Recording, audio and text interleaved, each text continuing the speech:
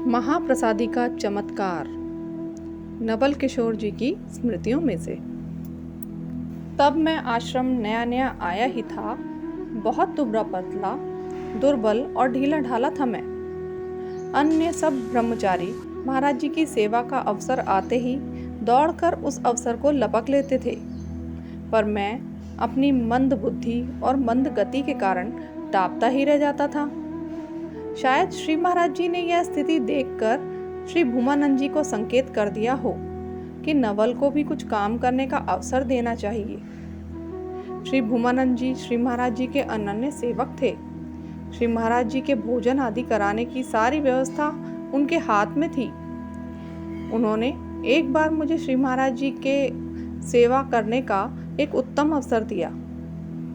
एक दिन श्री महाराज जी भोजन करके ही चुके थे, तभी श्री भूमानंद जी ने मुझे बुलाया और श्री महाराज जी के भोजन के बर्तन देते हुए कहा, ये बर्तन साफ कर लाना। मैं तो श्री महाराज जी की सेवा करने के लिए तरसता ही रहता था, अतः मैंने तुरंत उन बर्तनों को भूमानंद जी के हाथों से ले लिया। उन बर्तनों में श्री महाराज जी के भोजन से बचा हुआ कुछ महाप्रसाद भी शेष था। पहले तो बैठकर एकांत में मैंने उस महाप्रसाद को पाया।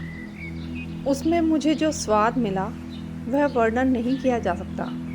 कुछ तो श्री महाराज जी के प्रति श्रद्धा भाव के कारण और कुछ उस प्रसाद की श्रेष्ठ स्वादिष्टता के कारण मुझे उसे पाकर बड़ा संतोष और सुख मिला।